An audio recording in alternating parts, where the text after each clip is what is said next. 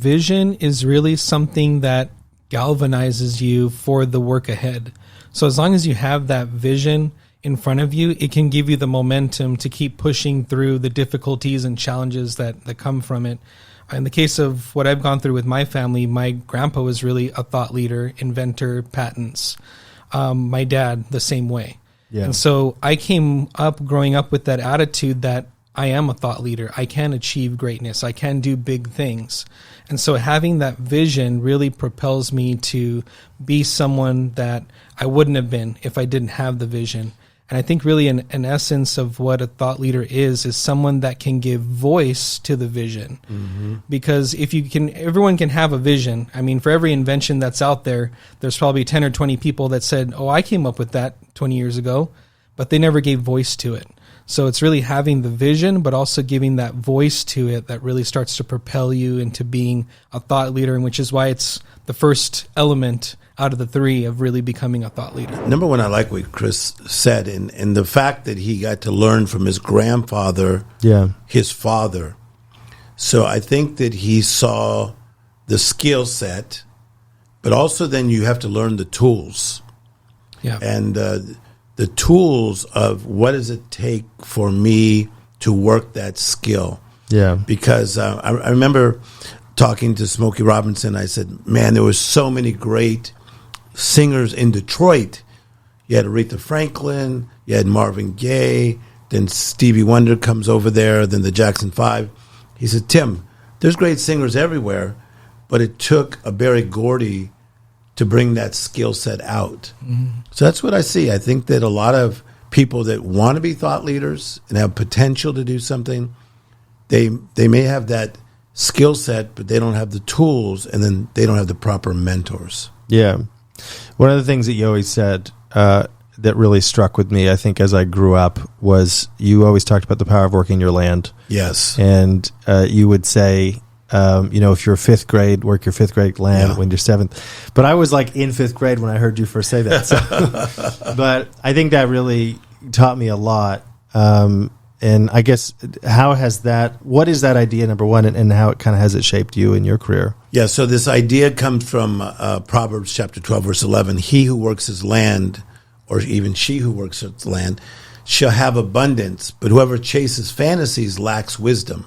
Okay. So what I see in today's society is a lot of chasing fantasies. Yeah. So people have social media, and they see certain people doing things, and they're chasing fantasies. But really, the biblical idea is you got to plow the ground, plant the right seed, okay, water the seed, which is repetition, and then the harvest will come. Mm. And so in the plowing, the planting, the watering, you have to be very intentional about how you do that. So that's why I said to you in fifth grade, work your fifth grade land. Or when I was a dishwasher, be the best dishwasher I could be. So that's the beauty of this. You never know who's going to pop out and lead the universe. Yeah. Because you don't know the behind the scenes. They may have been plowing, planting, watering, and just fixing the harvest. So I think that even with you, Chris, you help build your grandfather's dream. You help build your father's dream.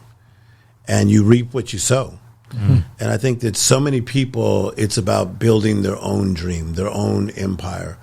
So I was always looking to serve somebody else. Yeah. And I'll never forget when I was a dishwasher at 15 and a half, and I talked to Mr. Anderson, and we used to dialogue, and he says, Timmy, I'm going to tell you a secret.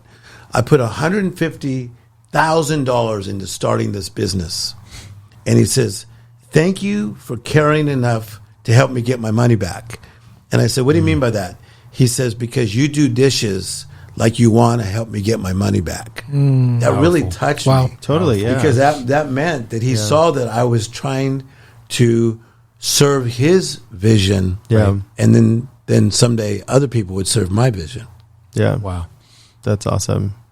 Yeah, I think to me that says value, really, to have a kind of a value approach to influence. How can I help? How can I be of service? Two, that shows leadership, because leadership is all about taking responsibility.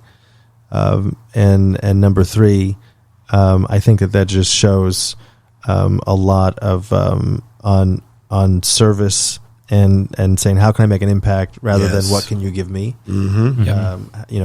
What can I give? I would like That's to awesome. think and ask you, Chris, culturally, was this something that was taught even coming from your grandfather to your father and then now into you? So, I mean, for us, my family came from Sri Lanka. So my grandpa understood if he was going to make it here, he had to be better than everyone else. Being a minority, you can't be just as good as the majority. You have to stand out. Yeah. So he understood that when he came to play in a big pond, you got to step up your game. And so from a young age, the two things that my grandpa always taught me was make it happen and follow up. So it doesn't matter what it was. The object was if someone had a problem, you come up with the solution. You don't just give up.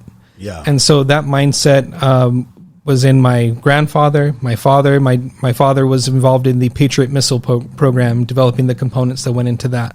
So I got involved coming in that same mindset of looking at excellence. And perfection was the target. It was never having a Me Too personality. It was always doing the best. And so having that excellence mindset really is what set us apart and set us on the trajectory that we do stuff that nobody else in the world does. And we only got there because of the vision, the mindset that was passed down from my grandfather all the way through. So, Stefan, I think that in that case, it's the culture of being raised in Sri Lanka with this family. Yeah.